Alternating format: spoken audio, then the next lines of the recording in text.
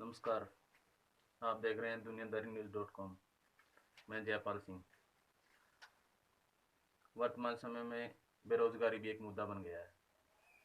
जगह जगह पर रोजगार के लिए प्रदर्शन हो रहे हैं, जहां पर मोदी सरकार को किसानों के आंदोलन में बहुत ही सुननी पड़ रही है, बहुत ही उनकी ये कहें कि तौहीन हो रही है, दुनिया में मुद्दा बना हुआ है।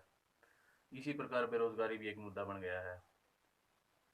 कुछ कुछ युवाओं ने एक ट्रेंड चलाया है, मोदी रोजगार दो।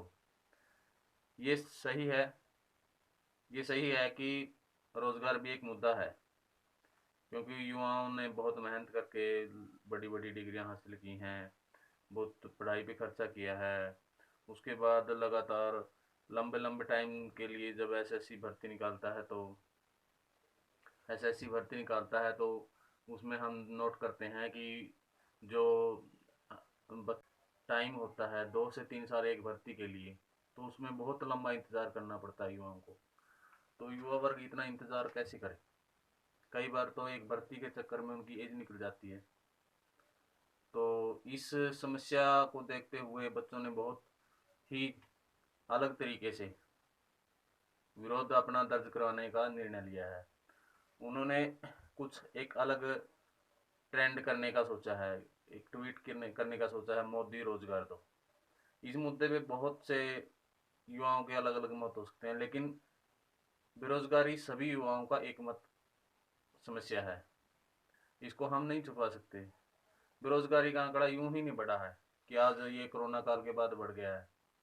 कोरोना काल के बाद तो बहुत ज़्यादा भयंकर रूप धारण कर लिया है, लेकिन समस्याएं पहले भी थी। कोई भी सरकार आए, वादे बहुत करके आती है, लेकिन देखने वाली बात ये होती है कि नहीं, कौन सी सरकार अपना वादा पूरा करती है। बहुत लंबे समय तक बहुत लंबे लंबे वादे। वर्तमान सरकार की बात करें तो मोदी जी भी 2 करोड़ युवाओं को रोजगार देने का वादा करके आए थे, लेकिन अफसोस 2 करोड़ युवाओं को रोजगार देने की बजाय 1.8 रोजगार में कटौती हुई है। ये खुद सरकारी आंकड़ा है जो एक सरकारी वेबसाइट ने रिलीज किया है।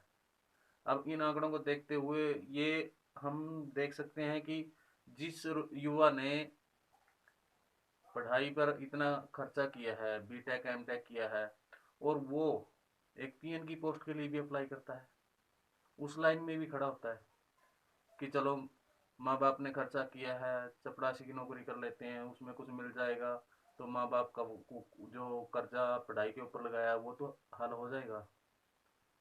लेकिन क्या डिग्रियां करना उसके लिए फायदे का सौदा रहा? नहीं, क्योंकि उसने जो डिग्रियां हासिल की, उन डिग्रियों के पीछे कितने कितने खर्चे अपने माँ बाप के करवाए हैं उसने।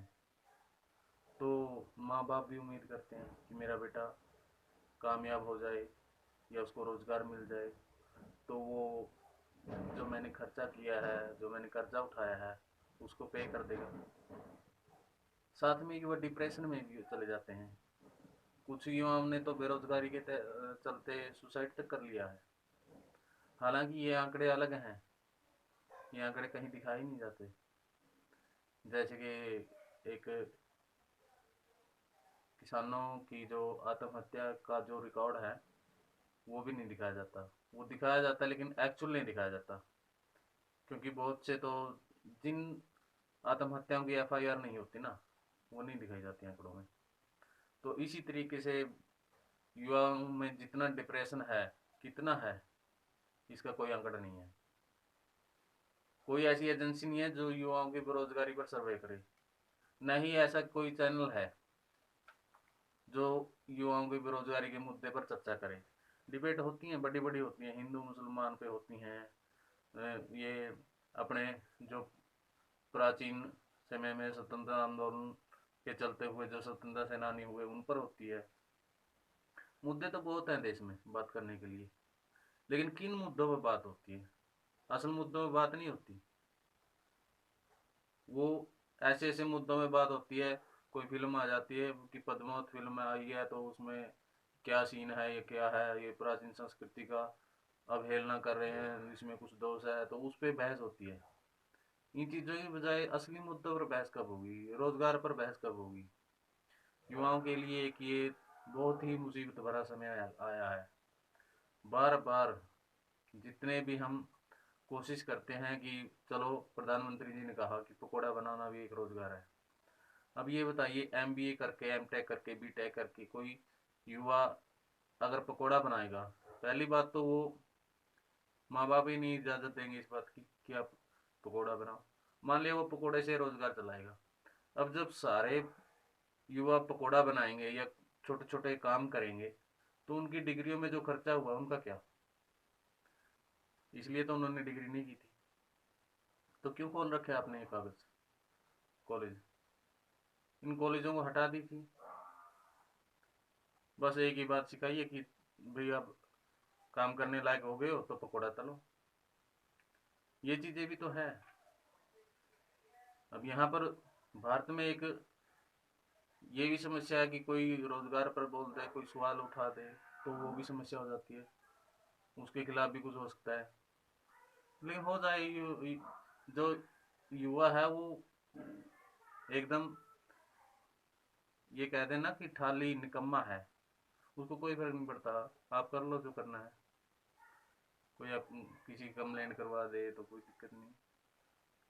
कोई टूल किट बना दे तो उसको भी जब कोर्ट में कोई सबूत नहीं दिल्ली पुलिस पेश कर सकी तो दिशा रवि को रिहा कर दिया गया है। ऐसे ऐसे मामले बनाए जाते हैं युवाओं पर कि वो डिप्रेशन में चले जाते हैं। हकीकत ये है कि युवा बेरोजगार है लेकिन देशभक्त है। हाँ, अपनी आवाज़ जरूर उठानी चाहिए उसको। जब तक आवाज़ नहीं उठाएगा तब तक कोई नहीं सुनवाएगा। ये तो सरकार ऐसी है कि किसान आंदोलन पिछले 85 90 दिन से चल रहा है। 230 के आसपास वहाँ पर मौतें हो चुकी हैं। जब वहाँ पर इन चीज़ों में इतनी जनसंख्या मरने के बाद भी सरकार सुनवाई नहीं करी तो युवाओं की सुनवाई कैसे हो जाएगी। तो मैं सभी युवाओं से अपील करता हूँ कि इस हैशटैग को अपने समर्थन का मत दें, ज़्यादा से ज़्यादा ट्वीट करें और सरकार को दिखाएं कि युवा वर्ग भी उतना ही परेशान है जितने कि किसान। मेरी आप सबसे अपील है कि आप मोदी रोजगार दो हैशटैग पर ट्वीट करें और अपना समर्थन दें। धन्यवाद।